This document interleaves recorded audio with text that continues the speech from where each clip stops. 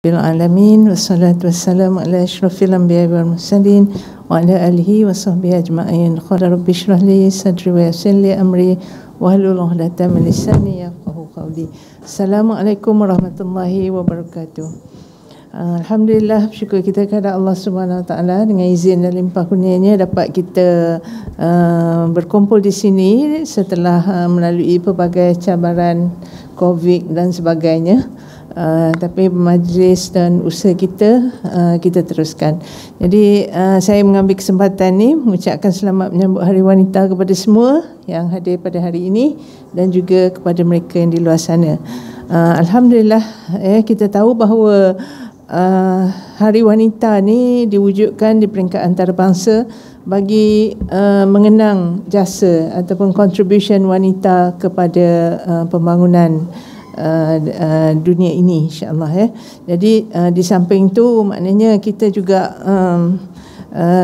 mengambil kesempatan ni, saya ingin mengajak kita untuk sama-sama bukan sahaja sekadar untuk kita melihat kepada sumbangan-sumbangan yang telah diberi oleh wanita, tetapi kita juga melihat kembali sejauh mana kita telah melaksanakan peranan kita sebaik mungkin seperti yang dikehendaki oleh Allah Subhanahu Wa Taala untuk berperanan sebaik-baiknya sebagai seorang wanita. Okey. Kontrol ya. So mungkin hari ini saya mengambil kesempatan ni untuk berkongsi sedikitlah mengenai peranan wanita dalam pembinaan negara. Kita tahu tahun ini tema yang dipilih oleh negara adalah seimbang untuk sejahtera. So berapa ramai daripada kita yang faham apa yang dimaksudkan dengan seimbang untuk sejahtera? Mungkin kita dah banyak bicara bernas, bicara semua dah berceritakan mengenai seimbang untuk sejahtera. Ini merupakan tema ni merupakan kali kedua yang dipilih oleh Kementerian Pembangunan Wanita, Keluarga dan Masyarakat. Kerana tahun lepas pun kita pakai tema yang sama. Basically what we are saying is that untuk kita mencapai kesejahteraan itu perlu ada satu keseimbangan, dan keseimbangan itu bermakna lelaki dan wanita juga mempunyai peranan yang perlu dimainkan, kerana hanya kalau sebelah pihak saja yang berperanan, ia tidak akan mencapai kepada usaha-usaha ke arah kesejahteraan tersebutlah, lebih kurang gitu. Sebab tu saya memilih untuk bercakap mengenai peranan wanita dalam pembinaan negara, insya-Allah. So objektif pembentangan ni saya cuba untuk menguraikan beberapa perkara berhubung dengan asas terhadap peranan, tanggungjawab dan hak wanita dalam pembinaan negara dari aspek pembangunan diri, keluarga dan masyarakat. Dan kita tahu bahawa bila kita bercakap mengenai, seringkali bila orang kata perjuangan wanita itu seringkali berjuang untuk menuntut hak. Tapi sebenarnya kita tak boleh nak membicarakan hak tanpa melihat kepada peranan dan tanggungjawab.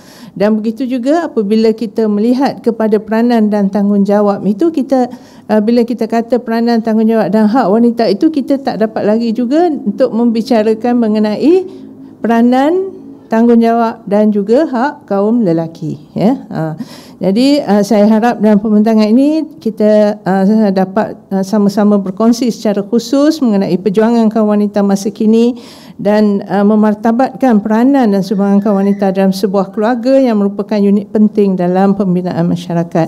Dan seterusnya kita akan lihat bagaimana untuk membolehkan wanita itu berperanan, sebaiknya kita perlu kepada satu persekitaran yang kondusif, termasuklah penggubalan dasar dan perundangan yang adil, yang lebih mesra kepada keluarga demi masa depan negara, insya-Allah.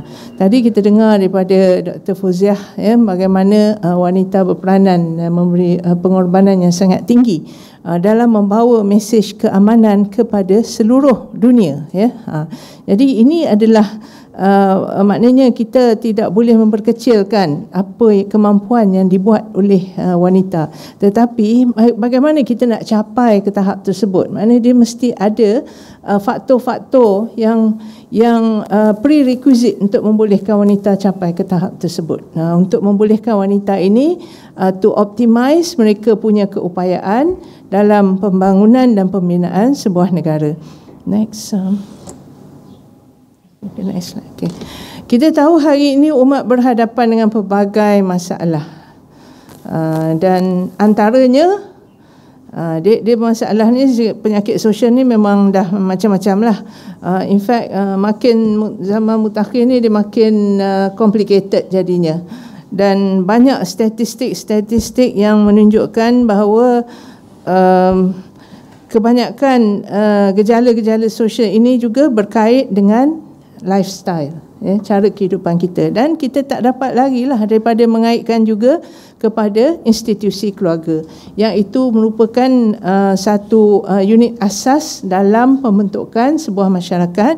Dan kebanyakan masalah yang kita dengar, yang kita hadapi pada hari ini adalah datangnya daripada dysfunctional family.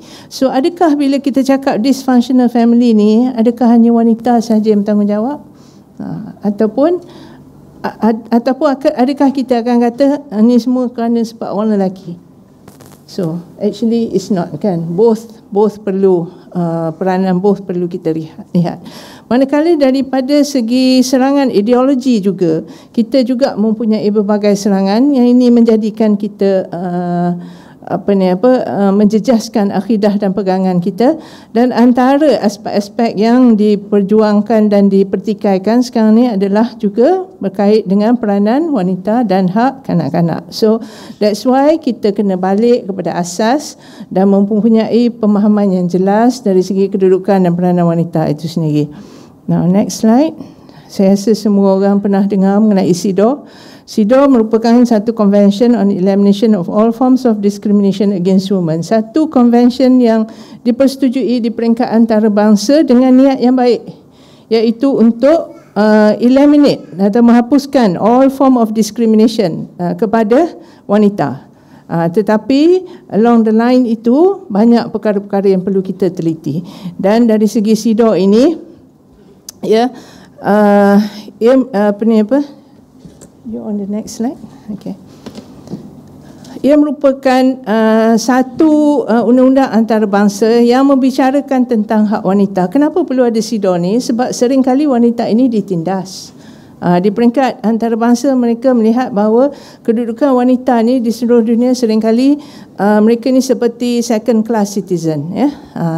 Jadi di dalam artikel ini mengandungi dalam undang-undang ini mengandungi 30 artikel yang mentakrifkan diskriminasi terhadap wanita dan meletakkan agenda untuk tindakan dalam negara bagi menghapuskan diskriminasi ini. So dia telah diluluskan oleh United Nations pada tahun 1979 dan Malaysia adalah negara tanda tangan kepada CEDAW ini. So apa yang perlu Malaysia lakukan? Iaitu Malaysia hendaklah berusaha menghapuskan diskriminasi dalam semua bentuk, termasuk di dalam perundangan negara, di mana kita perlu buat, kalau tak ada buat, kalau ada masih ada diskriminasi ubah, kalau tak boleh ubah tukar, kalau tak boleh tukar hapuskan.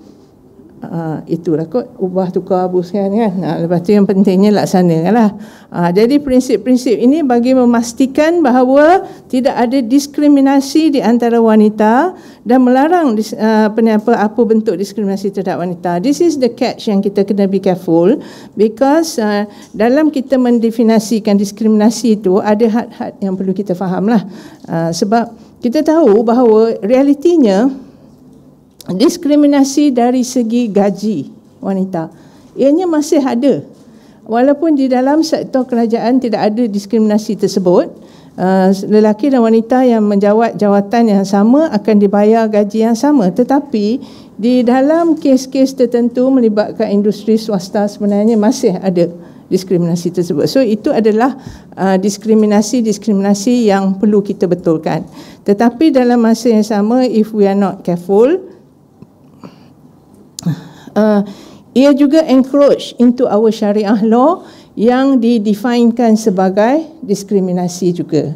So that one we have to be careful, because undang-undang syariah, whatever we do must be within the undang-undang syariah, yang mana kita sebagai seorang Muslim memang understand it very well kenapa that peruntukan-peruntukan itu dibuat sedemikian, because it comes with the tanggungjawab. Contohnya dari segi pembahagian harta dan kenapa wanita dapat kurang daripada lelaki, because it relates to the tanggungjawab yang perlu dipikul. So that's why kita tak boleh literally melihat diskriminasi ni, if one not equal to one, itu adalah diskriminasi. Dia tidak semudah itu, ya. Seterusnya, apabila kita menandatangani SIDO, bagaimana pemakaiannya di Malaysia? So pemakaian SIDO ini hendaklah dipakai sebagai satu asas kepada undang-undang untuk wanita Malaysia dan dasar wanita negara, which is fine. Dan analisis masalah utama kenapa masih tidak ada kesaksamaan gender di Malaysia sekarang ni. Baru ni diterbitkan the gender gap analysis kan, and we always will look at apa gap yang ada tu, kita akan terus close the gap. And apakah pembangunan wanita di Malaysia ini dilihat dari segi pendekatan peka gender dan kesaksamaan gender untuk mengimbangkan semula hubungan gender yang sangat penting untuk membawa kemajuan dan perubahan negara. Dan seterusnya, kita juga perlu memastikan bahawa ianya tidak bercanggah dengan Perlembagaan Persekutuan Malaysia. Maknanya kalau Perlembagaan Persekutuan, maknanya it cannot be in contradiction to the peruntukan Malaysia di mana Islam adalah agama rasmi negara. Maknanya kita tak boleh semudah-mudah itu nak meminda peruntukan-peruntukan di dalam undang-undang syariah yang telah jelas hukumannya kerana just semata-mata untuk kita memenuhi kehendak SIDO, ya. Because apa-apa international convention pun dia mesti menghormati the sovereignty right of the country. Dia tak boleh supersede the sovereignty right of the country. Sebab itu apabila Malaysia menandatangani pun kita ada some reservation yang kita letak. So we have to understand this supaya kita tidak terikut-ikut dengan apa yang diperjuangkan. Okay, so next. Nah, saya nak bawa kita untuk merenung kembali kedudukan wanita ni. Memang every time kita cakap ni, dan saya rasa memang setiap kali bila Hari Wanita memang kita kena reflect balik, ya.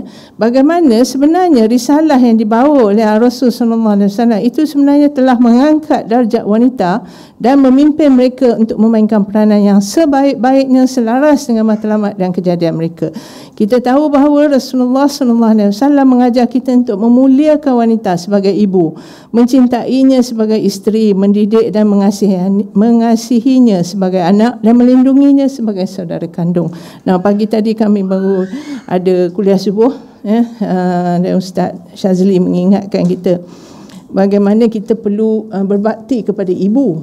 Dan dia berkongsi hadis yang mengatakan 3 kali Rasulullah menyebut ibu dulu. Buat kebaikan, buat pada ibu dulu. Buat kebaikan, buat pada ibu dulu, sampai 3 kali. Maknanya itulah kedudukan wanita itu. Dan wanita ni sebenarnya adalah menjadi penyebab kepada orang lain untuk masuk syurga.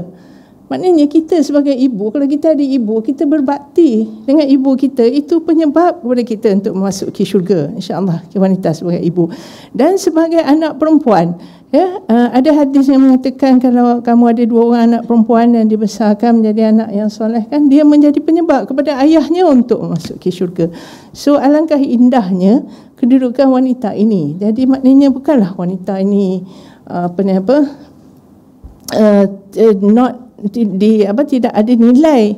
Sebenarnya dalam Islam tu dia memang meletakkan kedudukan wanita ini sesuai dengan tahap dan sebab kejadian mereka, ya. Seterusnya di dalam khutbah wida juga kita tahu bahawa dalam banyak-banyak pesanan yang Rasulullah tinggalkan kepada ummah ini, salah satu daripada pesanannya adalah untuk kita memelihara, ya, hak kepada wanita itu sendiri, ya. So sebenarnya di dalam khutbah wida ini Rasulullah mengingatkan kita supaya menyempurnakan hak ke atas mereka dalam khutbah wida ni Rasulullah menyebut, wahai manusia, sebagaimana kamu mempunyai hak atas isteri kamu, mereka juga mempunyai hak ke atas kamu. Jadi sebab tu saya cakap dari awal tadi, kita tak boleh nak perjuangan wanita ni tak boleh nak cakap tentang hak kita sahaja, sebab dia kena lihat dalam konteks yang menyeluruh, ya. Dan sekiranya mereka menyempurnakan hak mereka ke atas kamu, maka mereka juga berhak untuk diberi makan dan pakai dalam suasana kasih sayang, ya. Layanilah wanita-wanita kamu dengan baik dan berlemah lembut terhadap mereka, kerana sesungguhnya mereka adalah teman dan pembantu kamu yang setia.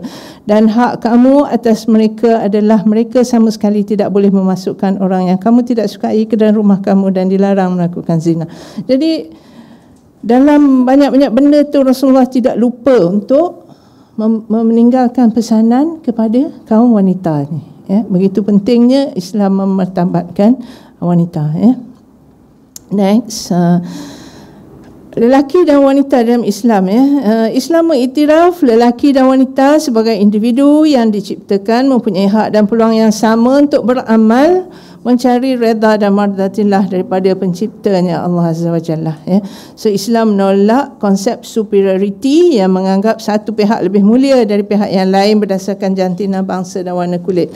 Maknanya siapa yang beramal lebih, itulah dia akan mendapat ganjaran yang lebih di mata Allah Subhanahu Wa Taala, dalam penilaian Allah Subhanahu Wa Taala. Tak kira, bukannya kerana dia lelaki dia dapat lebih atau wanita itu dia dapat lebih. So itulah konsep kesamarataan yang dipromot oleh Islam itu sendiri. So maknanya nobody is superior to others just because of dari sudut jantina, bangsa ataupun warna kulit. Tidak dikatakan yang berkulit putih, yang berhidung mancung itu lebih baik, amal dia dibuat sikit Allah bagi lebih berbanding dengan yang berkulit hitam. Tidak, ya. Sebab keadilan Allah Subhanahu Taala itu terletak pada siapa yang beramal lebih, insya-Allah. Jadi di dalam surah An-Nahl ayat 97, a'udzubillahi minasyaitonirrajim, man amila sholihan min dzakarin aw untha wa huwa mu'minun falanuhyiyannahu hayatan thayyibah wa lanajziyannahum ajrahum bi ahsani ma kanu ya'malun. Ya, maksudnya sesiapa yang beramal soleh dari lelaki dan perempuan sedangkan ia beriman, maka sesungguhnya kamu akan menghidupkan dia dalam kehidupan yang baik, dan sesungguhnya kami akan membalas mereka dengan memberi pahala yang lebih dari apa yang mereka kerjakan. Seterusnya, dalam menentukan peranan lelaki dan wanita, kita pertama perlu mengiktiraf kepentingan peranan wanita dalam pembangunan diri, keluarga dan masyarakat, yang mana peranan lelaki dan wanita adalah saling melengkapi. We are to complement each other. We are not to compete or to take over, ya. Kita bukan nak bersaing ataupun mengambil alih. Dan pengiktirafan prinsip kesamarataan dan kesaksamaan lelaki dan wanita ini perlulah dilihat dari sudut mengambil kira fungsi biologi dan peranan setiap jantina dan kemampuan mereka dalam memberi khidmat yang terbaik kepada keluarga dan masyarakat. Maknanya itulah hikmahnya Allah menjadikan kita lelaki dan wanita ni ada perbezaan dari segi biologinya, kerana membolehkan kita untuk berperanan dengan sebaiknya di atas perbezaan tersebut. Jadi perjuangan wanita yang kita bawa ini bukanlah untuk berjuang apa yang orang lelaki boleh buat, yang itu pun kita nak menunjukkan kita boleh buat. Tidak semestinya begitu, ya. Our role adalah untuk complement each other, insya-Allah. Sebab itulah sebaik-baiknya. Jadi itu yang dikatakan nak mencapai satu keseimbangan yang membawa kepada kesejahteraan. So kita mesti tahu apa peranan kita, bukannya untuk compete ataupun to take over. Dan kita selalu kadang-kadang dan benda-benda dari benda-benda sekecil-kecil takut terbawa ke besar-besar. Sebab wanita biasanya kalau orang lelaki tak boleh buat, mai sinilah dia buat, take over. Begitu juga dalam rumah tangga pun kadang-kadang, kan. Ini lambat sangatlah nak suruh pergi beli beras habis kat rumah ni, kita pun start kereta pergi beli beras 10 kilo pun kita pikul. Lepas tu lama-lama orang lelaki kat rumah pun rasa tak ada dah peranan dia lah, kita dah take over semua. Dia pun boleh cari peranan lain. Okay. So itu wanita kena sedar, ya. That means we are not to take over, ya. dan mengiktiraf dan menuntut lelaki dan wanita berperanan dalam memantap dan mengukuhkan institusi keluarga. So saya melihat perjuangan wanita ni bukanlah dalam membina negara ni, maknanya kita memang tak boleh lari daripada membicarakan peranan keluarga, because we are not only talking about memperkasakan wanita, sebab terlalu banyak memperkasakan wanita pun lelaki pun kata dia pun dah terpinggir pula, dia pun nak perlu perkasakan. Actually what we should perkasakan adalah institusi keluarga. Once institusi keluarga itu diperkasakan dengan baik dan kedua lelaki dan wanita berperanan, insya-Allah masyarakat itu akan menjadi lebih sejahtera, insya-Allah, ya. As we know, Wanita Ikram telah mengeluarkan piagam wanita Islam berdasarkan kepada 3 prinsip penegasan, iaitu untuk mengiktiraf kepentingan peranan wanita dalam pembangunan diri, keluarga dan masyarakat, yang mana peranan lelaki dan wanita ada saling melengkapi, disokong oleh surah At-Taubah ayat 71, ya, yang mana Allah Subhanahu Wa Taala berfirman bahawa lelaki dan wanita itu penolong, wal mu'minuna wal mu'minat ba'dhuhum awliya'u ba'd, ya. Jadi kita adalah penolong antara satu sama lain. Dan seterusnya penegasan kedua adalah mengiktiraf prinsip kesamarataan dan kesaksamaan ini berdasarkan kepada peranan mengambil kira fungsi biologi dan peranan setiap jantina ini agar kita boleh komplement, dan ini akan meningkatkan kemampuan kita untuk berkhidmat dalam masyarakat. Dan seterusnya penegasan ketiga mengiktiraf dan menuntut lelaki dan wanita berperanan dalam memantap dan mengukuhkan institusi keluarga. Okey. Itu mungkin kita dah selalu dengar, tapi nak membumikan, internalize apa yang kita faham itu adalah sebenarnya cabarannya. Mungkin kita tengok sedikit bagaimana kedudukan wanita di Malaysia. Okay. Kita boleh katakan bahawa wanita di Malaysia ni agak terkedepan berbanding dengan beberapa negara lain di dunia. Model penglibatan wanita di Malaysia ini seharusnya kita mempunyai, we should develop in our own way, sebab kita bukan model after Middle East, kita tidak mengikut model negara Arab, yang mana kita tahu kedudukan wanita mereka berbeza dengan kita, and we are well more advanced. At the same time, kita tidak juga memodelkan pembangunan wanita kita ini kepada wanita-wanita barat yang sudah agak terlalu liberal dan macam tidak ada punca dah. Jadi itulah maknanya kita perlu lihat bahawa model pembangunan wanita Malaysia ini mempunyai acuannya tersendiri dan bertujuan bagi mencapai keseimbangannya yang tersendiri dan kesejahteraannya yang tersendiri berlandaskan kepada peruntukan undang-undang negara. So this is what we want. Kosong tak? Okey. Jadi di samping kita melihat yang wanita ni dah agak ke depan, kita tengok ramai wanita-wanita Malaysia ini telah mencapai kejayaan di dalam kerjaya, tetapi masih ramai wanita-wanita ini yang masih belum mendapat pembelaan yang sebenar. Dari masa ke semasa, kes-kes penderaan wanita, penderaan kanak-kanak masih banyak berlaku setiap hari. Dalam kehidupan kita pada hari ini, situasi telah banyak berubah. Wanita hari ini banyak terlibat di dalam dunia pekerjaan di luar rumah dan terdedah kepada pelbagai bentuk tekanan. Dan biasanya dalam mengendalikan kos kehidupan ini, apabila sebuah keluarga itu berdepan dengan masalah keuangan, masalah kos sara hidup, dia akan menjadi faktor yang menyebabkan seringkali wanita dan kanak-kanaklah menjadi mangsa kepada tekanan-tekanan tersebut. So we are still not there. There are still things yang kita perlu pentingkan. Dan kita tahu dalam Kementerian Pembangunan Wanita ada line 1599 tu, sejak ianya dilancarkan, peningkatan aduan yang diterima melalui talian tersebut telah meningkat, I think about 200% ke 300% gitu. So maknanya bila diwar-war tu memang ramai yang memerlukan pertolongan, dan tidak semua yang bernasib baik seperti kita yang mendapat keluarga yang sejahtera, ya. So kita juga lihat bahawa dasar mesra wanita banyak diumumkan oleh pihak kerajaan, namun pelaksanaannya masih perlu terus diperbaiki dari masa ke semasa. Dan mengimbangi antara tuntutan kerjaya dan keluarga masih merupakan satu cabaran kehidupan bagi wanita yang berkerjaya, disebabkan oleh ketiadaan sistem sokongan yang membolehkan wanita menyahut cabaran ini.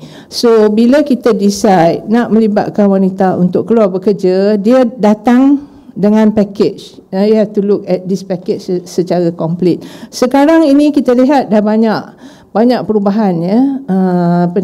Sekarang ni pengujudan taska di tempat-tempat kerja telah terus dipertingkatkan.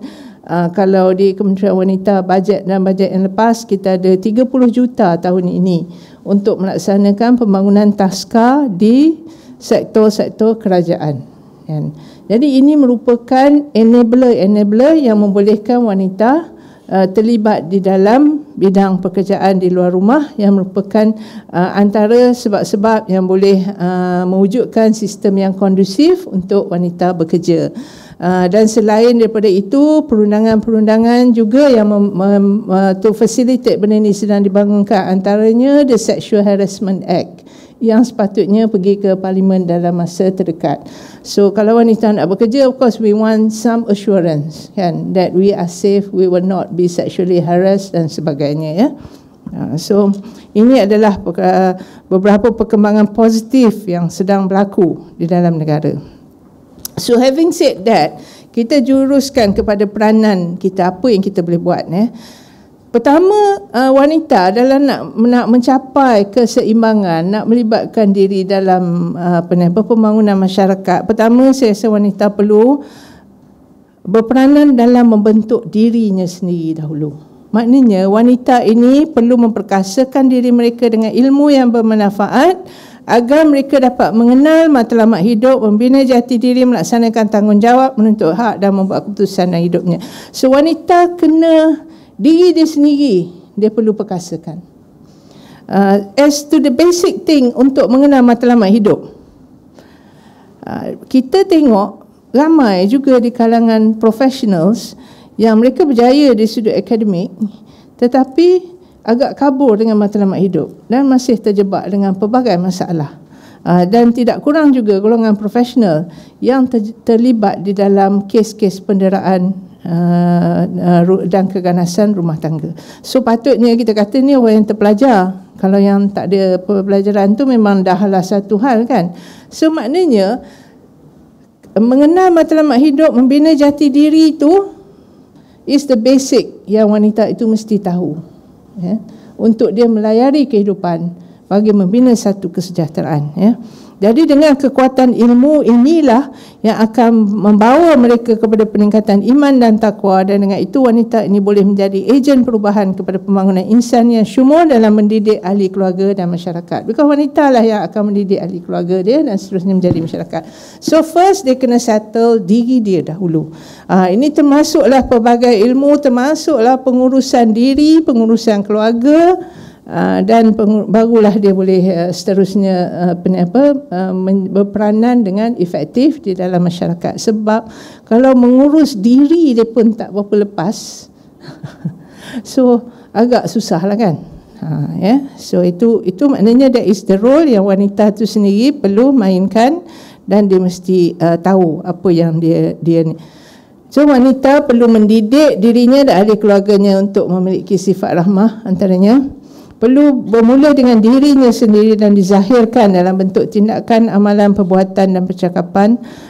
Dan rahmah itu bermula dari rumah apabila semua ahli keluarga mentaati perintah Allah dan menjauhi larangannya, menghormati antara satu sama lain, berinteraksi dengan penuh kasih sayang dan saling bekerjasama dan melaksanakan tugasan dan tanggungjawab masing-masing.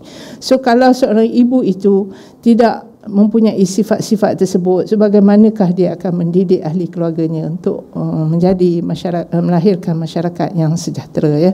Maknanya Sebab tu kita lihat yang setiap anak itu dia madrasah pertamanya adalah rumah dia. So kalau ibunya tidak dapat mendidik, mewujudkan satu suasana tersebut, memang sukarlah kita nak melahirkan individu-individu kat luar sana. So we have to, kita sendiri kena mula dengan diri kita sendiri. Sebab itulah ilmu-ilmu parenting yang sekarang ni dipromot. LPPKN umpamanya kan mempunyai banyak modul-modul macam mana nak jadi parents yang baik. In fact LPPKN ni interesting, dia ada modul bagaimana untuk menjadi modul untuk atuk nenek pun ada. So sampai ke level atuk nenek pun kena belajar anak jadi macam mana jadi atuk nenek yang baik, bukan atuk nenek asyik cucu bab cucu ni semua boleh kan. So maknanya dalam hari ini dari segi menuntut ilmu ni banyak sumber yang kita boleh dapati. So this is where kita kena sentiasa belajar untuk menguruskan diri kita, melengkapkan diri kita dengan ilmu dan belajar itu hingga sepanjang hayat, insya-Allah. So pada saya itulah yang perlu dibuat oleh wanita. Itulah yang perlu kita perjuangkan, insya-Allah. So seterusnya peranan kita dalam pembentukan keluarga. Kita tahu bahawa institusi keluarga adalah unit asas dalam pembentukan masyarakat dan negara. So untuk itu kita kena wujudkan sebuah keluarga yang baik dan kukuh untuk melahirkan sebuah negara yang sejahtera. Dan Islam telah meletakkan institusi keluarga sebagai satu institusi Rabbani yang dibina berdasarkan kehendak dan tuntutan ilahi. Nah, banyak masalah yang kita hadapi hari ini adalah berpunca daripada institusi keluarga yang gagal. Kalau tak percaya, pergilah kat sekolah-sekolah, cuba cari budak-budak yang bermasalah itu kebanyakannya adalah berpunca daripada a failed family. Jadi ini amat menyedihkan dan memang kisah mereka ni sangat menyayat hati, ya. Sebab bila saya terlibat di YKN ni menyantuni golongan-golongan sasar yang this vulnerable group, 1001 macam cerita yang kita dengar yang mungkin kita tidak boleh imagine yang ianya benar-benar berlaku. Macam tadi Dr. Fauziah share, itu hanya segelintir dan a lot more. So sebab itulah saya menggalakkanlah kita semua untuk mendampingi golongan ini, because you never know sebenarnya the level of kehidupan yang mereka lalui ini memang sangat-sangat mencabar. Itu belum lagi kita bercakap mengenai anak-anak yang stateless dekat Chowkit tu, anak-anak yang tidak ada rumah. Kita belum lagi bercakap tentang kisah-kisah seorang nenek yang membela 8 orang cucu daripada anaknya yang perkahwinan yang tidak sah dengan cucu dia, seorang rupa Bangla, seorang rupa Cina, seorang rupa Jepun. Tapi itulah kehidupan dia membesarkan mereka itu. Jadi bagaimanakah masa depan masyarakat yang begini apabila institusi keluarga itu sudah tidak lagi berfungsi dengan baik, ya. So that's why sebagai wanita, ya, kita walau bagaimana tinggi sekali kita punya aim, ya, we must not sacrifice tanggungjawab kita terhadap keluarga, ya. Begitu juga lelaki lah sebenarnya, tapi maknanya we must always remember that kita kena tanggungjawab asas ni jangan kita abaikan, ya. Okay. So dalam pembentukan keluarga ni kita kena hormati, ya, hubungan antara lelaki dan wanita dan rumah tangga ini perlu didasarkan ke atas perkongsian hidup, pembagian tugas khusus, layanan yang baik dan memainkan peranan tanggungjawab yang sempurna menurut syariat, ya. Ni perlu ada ilmu-ilmu mengenai kekeluargaan, tugas dan tanggungjawab lelaki dan wanita dalam keluarga, tanggungjawab suami, tanggungjawab isteri. Sebab perkara ini kita tak boleh ambil for granted. Sekarang ni siapa nak kahwin kena melalui proses kursus ni kan, kalau orang Islam. Now this kursus has been extended kepada non-Muslim juga. the previous ni YB Hanayo meminta supaya dibuat kepada non-Muslim juga dengan modul-modul yang disediakan. Maknanya sekarang ni benda ni satu ilmu yang penting, tetapi kadang-kadang kursus yang dilalui itu pun orang main-main buat gelak-gelak cerita-cerita ni kan. So maknanya kita kat sini perlu mengambil berat perkara ini. Kita tak boleh assume semua orang tahu macam mana nak jadi ibu ayah. Kalau tidak, tak adalah kes-kes yang kita dengar kadang pelik-pelik yang mendera anak dan sebagainya. Mungkin dia tak tahu macam mana nak jadi ibu dan ayah kot. So tanggungjawab lelaki dan wanita ini dah jelas ya. Islam telah menggariskan syariat dalam syariatnya apa peranan yang perlu dimainkan oleh lelaki, iaitu sebagai pemimpin rumah tangga. So dia hendaklah bertanggungjawab sedaya upaya melaksanakan tanggungjawabnya yang diamanahkan, memberi nafkah, melindungi dan memelihara seluruh ahli keluarga.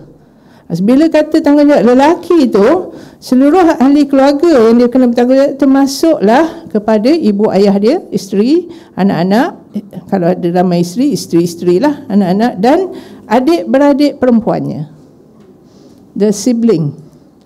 So kita jangan lupa kat sini akan tanggungjawab kepada sibling tu. Tanggungjawab lelaki untuk menjaga adik perempuannya.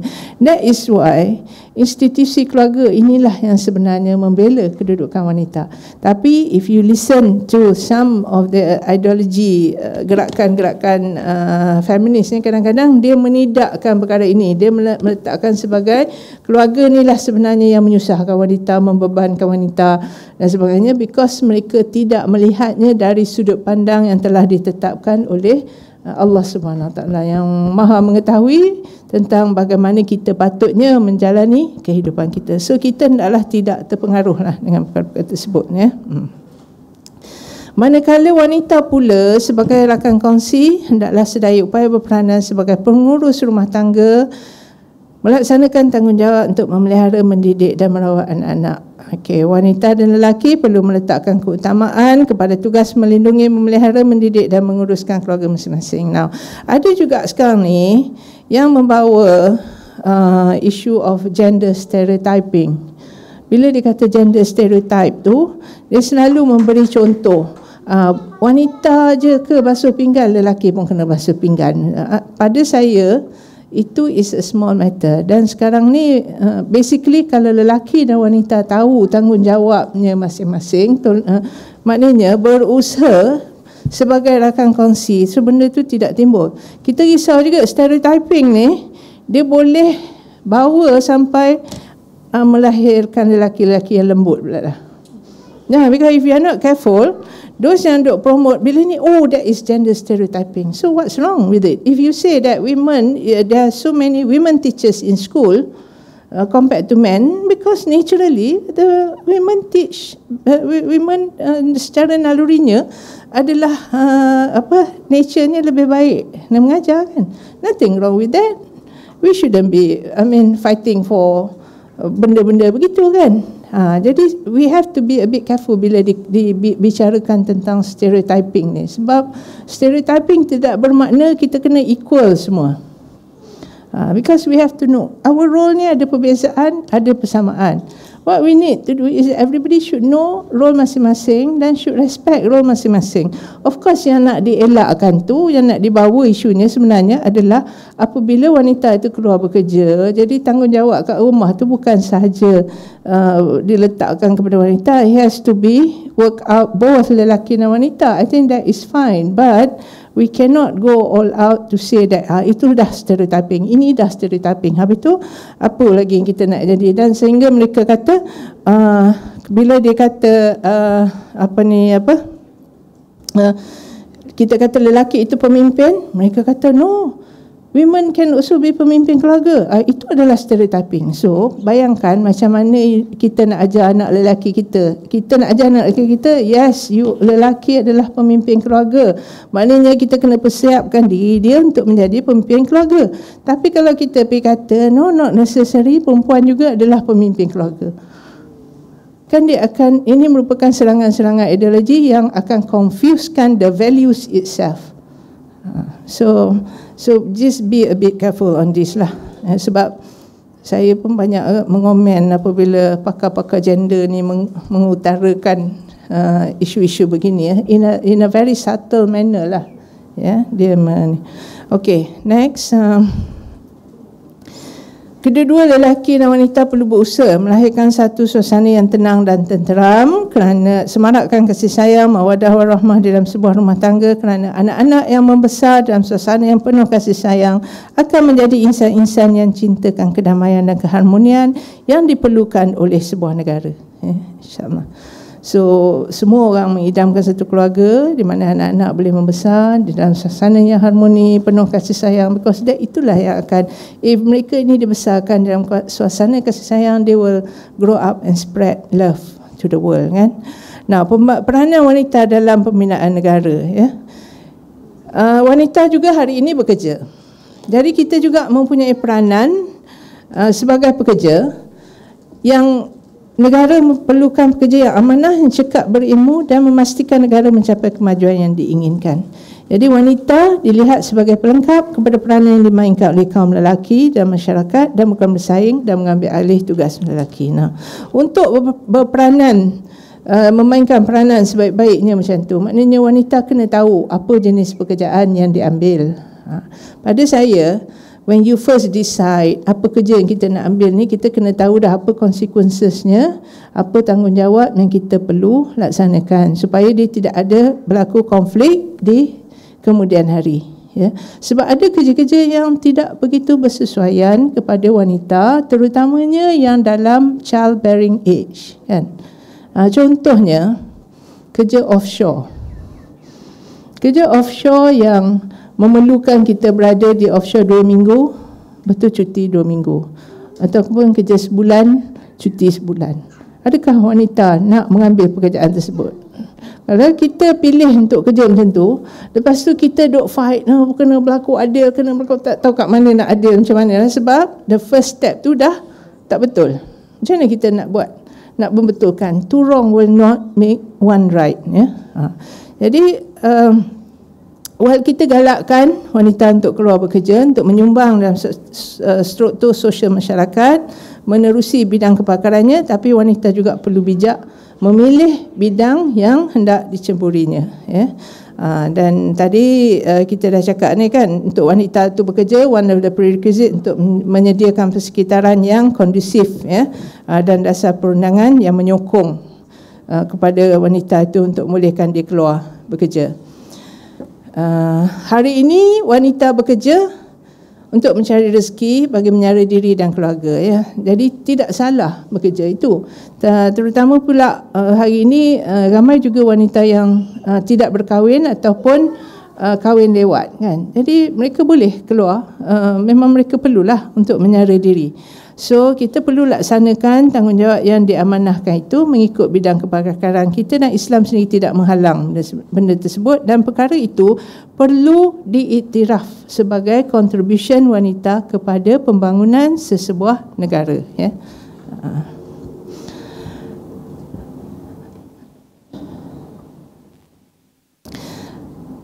Okey, jadi contohnya ya kat sini kita lihat kadang-kadang penglibatan wanita di dalam bidang sosioekonomi ini, dia sebenarnya juga membantu untuk kita memelihara pelaksanaan syariat itu sendiri. Contohnya apabila wanita terlibat dalam bidang perubatan menggantikan kaum lelaki dalam merawat pesakit wanita, ia akan menjaga rasa malu seorang wanita itu dan memelihara auratnya. Jadi kat situ kita tengok bahawa peranan wanita dalam membangunkan keluarga ni dalam bidang-bidang kepakaran ni memang sangat diperlukan, dan ini adalah merupakan satu peranan yang perlu diiktiraf. Apa yang saya nak bawakan kat sini adalah whatever it is, wanita perlu diberi peluang untuk membuat keputusan sendiri. We must be given the choice, sama ada nak bekerja di luar atau tidak. Dan sekiranya nak bekerja itu, apa sokongan-sokongan yang kita perlu, kerana itu adalah when women go out and work, dia mungkin perlu more support compared to men. Dan pada saya itu adalah satu yang perlu diberi. And by not giving it, then actually you are discriminating the women. Walaupun apa yang kita perlukan itu adalah lebih daripada apa yang perlu diberi kepada kaum lelaki. Contohnya, apabila pekerja wanita bekerja, majikan perlulah bagi dia cuti bersalin. Itu bukan diskriminasi kan, apabila wanita diberi cuti bersalin. Takkan lelaki nak kata sebab wanita beri cuti bersalin, dia pun nak cuti bersalin, dia nak buat apa? Kan? So that is what is required. Itu yang kita kata equity, prinsip equity tu, kesamarataan, bukan kesaksamaan, bukan kesamarataan. So maknanya keperluan lelaki dan wanita itu berbeza dan perlu diraikan. Itu yang kita kata kita tak mahu diskriminasi tu. Maknanya we must be given the choice to do what, apa yang to contribute in the way that we can, but at the same time bila kita membuat keputusan untuk bekerja di luar, kita perlu diberi ruang yang sama. Bukanlah disebabkan kita bekerja, that's why masih berlaku lagi diskriminasi gaji yang tidak seimbang. There is still, even kat Malaysia pun statistik menunjukkan ada perbezaan. So itulah yang wanita mahu. Saya rasa bukannya wanita ni nak pergi redah, nak duk fight everything to be equal.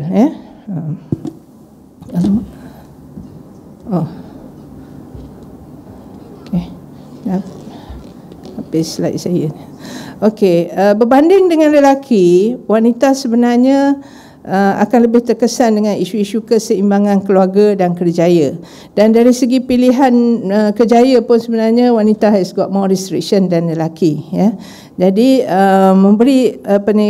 apabila ia memberi kesan kepada kesejahteraan keluarga dan berkait dengan pelbagai masalah sosial yang sedang dihadapi oleh negara, maka kita perlu lihatlah keadaan tersebut. Saya nak share beberapa statistik. Okay, this statistic is dia outdated sedikit, tapi bolehlah kalau untuk kita bincang ini. Kita tahu in 2014 dalam laporan yang dirilis oleh LPPKN, 46.5% wanita Malaysia bekerja, manakala 42.4% telah berhenti kerja dan 11.1% tidak pernah bekerja. This is the statistik ni. Dan hampir 1/5 iaitu 18.7% wanita yang sedang bekerja menghadapi masalah mengimbangi peranan antara kerjaya dan keluarga. So that has resulted in permasalahan yang kena pasti ni adalah antaranya kurang masa bersama keluarga, masalah penjagaan anak, kurang masa untuk diri sendiri dan beban tugas di tempat kerja. This has resulted wanita meninggalkan kerjaya. Ramai wanita-wanita muda yang meninggalkan kerjaya dengan alasan kekeluargaan. So which means masyarakat Malaysia ni kita masih conscious tentang keluarga, which is good. Tapi at the same time, daripada statistik inilah pihak kerajaan boleh merangka sistem-sistem sokongan bagi membolehkan wanita terus menyumbang di dalam pembangunan negara, not at the expense of our family. So masalah penjagaan anak ni is always yang tinggi. Dan masalah penjagaan anak ini pula having a nursery saja tidak mencukupi. Ramai pula yang di nursery juga berlaku pengabaian, berlaku macam-macam kes yang menyayat hati. Lepas tu masalah tekanan pula yang dulu beberapa kes kan yang ibu terlupa anak tinggal dalam kereta. Sekarang ni baru ni lelaki pun ada pula, ayah pun dah terlupa yang anak dalam kereta. So itu menunjukkan bagaimana kecelaruan dalam pemikiran dan mereka yang bekerja ni. So inilah perkara yang kita perlu beri perhatian.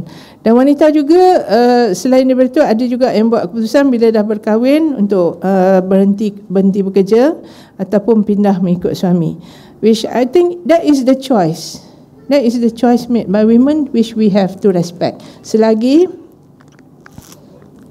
kita tidak boleh convince women that mereka bekerja ni is good for them, untuk diri dia, untuk keluarga dia dan untuk masyarakat, kita kena live with that.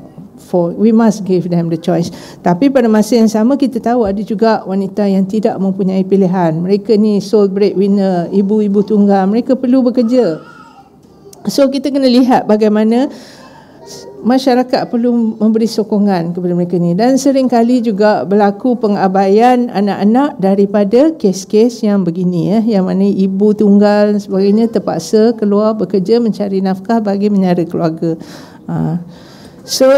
Seterusnya, antara cabaran lain wanita yang berkejaya juga sering dinafikan hak nafkah oleh suami dengan alasan mereka mempunyai pendapatan sendiri. Tadi kita balik basic tanggungjawab suami untuk melindungi dan memberi nafkah kepada keluarga. Tak kisahlah gaji isteri dia besar mana pun, tapi tanggungjawab memberi nafkah itu adalah tanggungjawab suami. So wanita yang bekerja kena tahu. Bukan dia tak boleh belanja sama, boleh, tapi dia kena tahu dan kena bagi peluang suami dia untuk melaksanakan tanggungjawab tersebut, memberi nafkah. Sebab di akhirat besok bila Allah tanya, dia nak jawab apa? Takkan dia nak jawab beras isteri saya beli sebab gaji dia besar, lauk dia beli, saya boleh beli ikan kering, dia boleh beli ayam, jadi saya bagilah dia beli lauk ayam supaya kami makan ayam hari-hari. No, we have to provide the ruang untuk suami kita melaksanakan tanggungjawab mereka, sebab di hadapan Allah Subhanahu Wa Taala nanti mereka perlu ni. Tapi dalam kes-kes yang menyedihkan tu, mereka ni sering dinafikan hak nafkah ni kerana just because suami rasa isteri dah ada gaji. Sini kita kena remind lah suami masing-masing wanita yang bekerja ni, eksploitasi wanita sebagai bahan iklan tidak bermoral. Ini goes back to wanita itu sendiri perlu mempunyai jati diri mereka. Kalau dia tahu matlamat hidup yang jelas, so insya-Allah dia tidak akan terlibat dengan kejaya-kejaya yang sebegini atas apa alasan jua. Wanita juga masih terdedah kepada kenyataan-kenyataan yang berbentuk seksis yang merendahkan martabat wanita dari masa ke semasa. Sebab itu kita perlu the Sexual Harassment Act to be passed by the parliament. Sekarang ni perbincangan detailnya adalah dari segi nak menguatkuasakan tu, sebab Sexual Harassment Act is not something yang easy untuk kita nak kuat-kuasa, because kalau kes tu sama ada nak dibincangkan secara terbuka atau tertutup, there's so many views on that. Sebab as it is, kalau berbincang secara terbuka pun, it's already a harassment to the person yang mengadu tu kan. Okay. Di samping itu, terdapat ramai ibu-ibu tunggal yang menderita dan memerlukan pembelaan apabila mereka sendiri juga tidak ada pilihan, yang memang terpaksa bekerja, kita cakap tadi itu, dan mereka ini perlu bekerja untuk menyara kehidupan mereka. So macam mana kita nak lihat kepada penyelesaian kepada masalah-masalah ini, whether the country should memikul tanggungjawab ini atau macam mana. So ini benda yang tidak akan habislah kalau dibincang.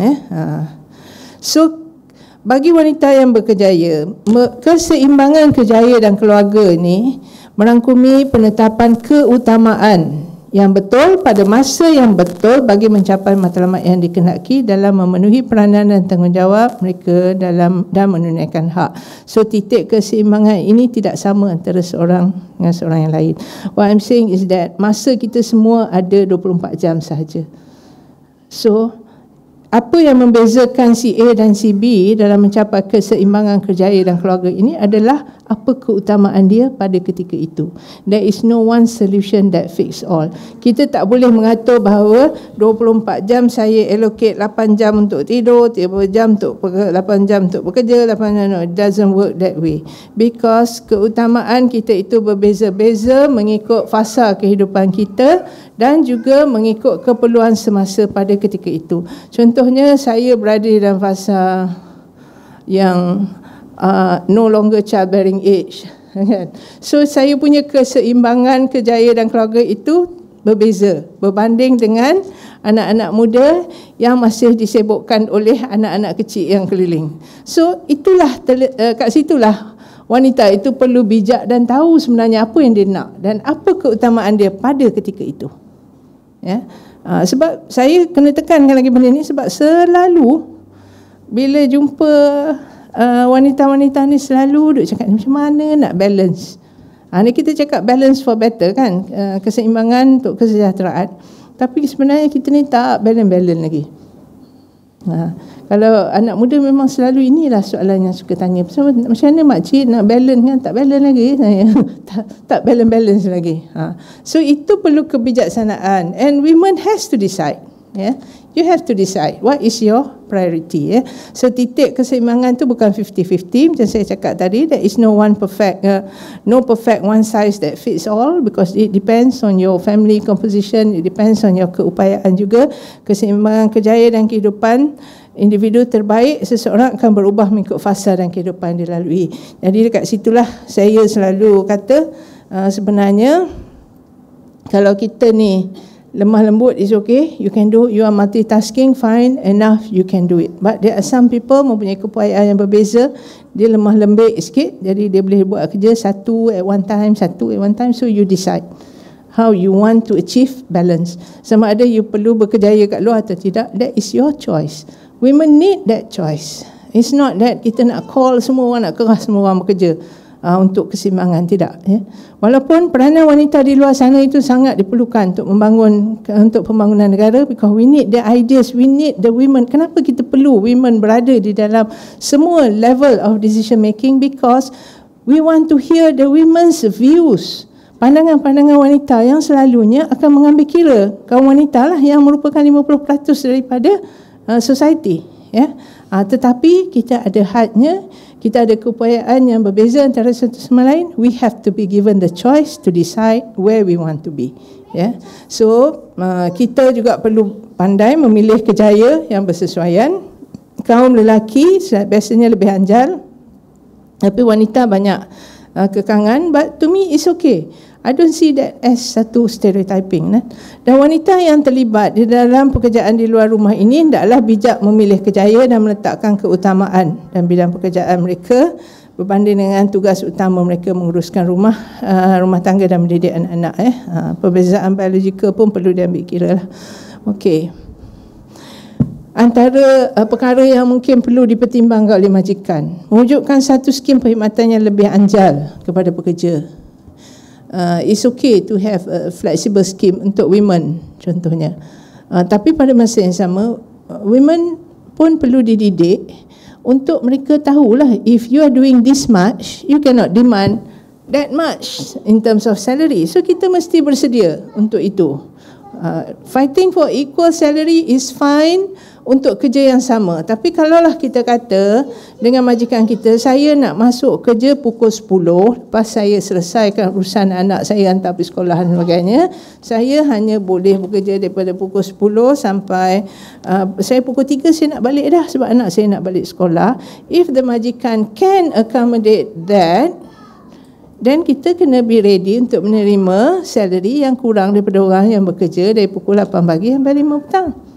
Kan? So we have to be fair. So wanita ni perlu lebih bijak lah dalam menguruskan tu dan of course lah menyediakan environment yang kondusif tadi, pusat penjagaan anak-anak. Kalau kita rasa anak kita terjaga semasa kita bekerja, dan itu akan memberi satu kelegaan yang amat sangat kepada ibu-ibu yang bekerja ni. Saya memang tahu kalau ibu tu datang kerja, duk fikir, alamak anak dia hari ni tak sihat, pengasuh bagi ubat ke tak bagi ubat ke apa, so dia tidak akan dapat menjadi pekerja yang produktif. So kita nak make sure pusat-pusat jagaan anak-anak yang kita hantar tu memenuhi piawai-piawai tertentu yang membolehkan kita senang hati dalam melaksanakan kerja kita. Seterusnya mungkin perlu diwujudkan skim-skim perkhidmatan separuh masa sebagai pilihan kepada pekerja wanita yang mempunyai anak yang kecil yang masih memerlukan lebih perhatian. And then kita juga yang tadi bersekiraan kondisi ni kita dah banyak cakap, dah cerita tadi. Nah, saya nak bawa satu lagi sini. Suri rumah, memilih untuk menjadi suri rumah sepenuh masa adalah juga merupakan satu pilihan wanita yang perlu kita hormati, because kita semua mempunyai keupayaan dan priority yang berbeza. So we should respect. Wanita yang memilih untuk menjadi suri rumah sepenuh masa bagi memberi tumpuan mengendalikan keluarga perlu dihormati pilihan mereka, malah perlu diberi ganjaran sewajarnya di dalam peranan yang mereka mainkan untuk membina membina generasi yang akan datang. That is why dalam Kerajaan Pakatan Harapan diberi Aisuri itu adalah untuk menghargai para suri rumah yang berperanan mendidik generasi sepenuh masa. So tidak perlu dipandang tidak orang yang menjadi suri rumah ni tidak perlu merasa apa dia panggil inferior daripada orang yang bekerja. Itu yang jadi kerja apa, suri rumah je, dia ada je kat belakang kan. Sebenarnya it's your choice. That's why the bottom line is to provide us with choice. If we choose to work outside, then please provide us the conducive environment untuk membolehkan kita berkhidmat dengan baik. So I think that kalau every woman can agree to that is what we are fighting for, because keberadaan kita di dalam atau di luar rumah itu sebenarnya dia memberi sumbangan yang sangat besar kepada kemajuan dan pembangunan negara. Sebab itulah yang dikatakan perlunya keseimbangan bagi mencapai kesejahteraan. Sebab pandangan kita itu perlu untuk di luar sana. Jadi sebagai rumusan saya ingin tekankan lagi, sebenarnya wanita mempunyai peranan yang besar dalam proses pembinaan negara selaras dengan ketetapan syariat yang dibawa oleh Rasul sallallahu alaihi wasallam yang telah memartabatkan kedudukan wanita, dan penyediaan persekitaran yang kondusif, pengumpulan dasar-dasar perundangan yang adil dan lebih mesra keluarga adalah penting untuk menggalakkan pelibatan wanita dalam pembinaan masa depan negara. Dan wanita juga perlu mempunyai keyakinan diri terhadap peranan, tanggungjawab dan hak mereka dalam membina negara dari aspek pembangunan diri, keluarga dan masyarakat. So ianya sebenarnya bermula daripada diri kita sendiri, insya-Allah. So dengan itu saya rasa saya berhenti di sini. Dah macam kereta api pula. So saya harap sedikit sebanyak perkongsian ini dapat meletakkan kita pada pemahaman yang betul mengenai peranan yang perlu dimainkan oleh wanita dalam mencapai keseimbangan ke arah kesejahteraan ini, insya-Allah. Sebab dalam benda ini tidak boleh berlaku dengan begitu saja tanpa kita betul-betul memahami dan memperbaiki diri kita sendiri. Apabila kita dah faham peranan, tanggungjawab dan hak kita, maka kita perlu berusaha untuk membina ilmu-ilmu, mendapat ilmu-ilmu ke arah kita untuk mencapai keupayaan tersebut, insya-Allah. So saya akhiri dengan wabillahi taufiq wa hidayah. Assalamualaikum warahmatullahi wabarakatuh.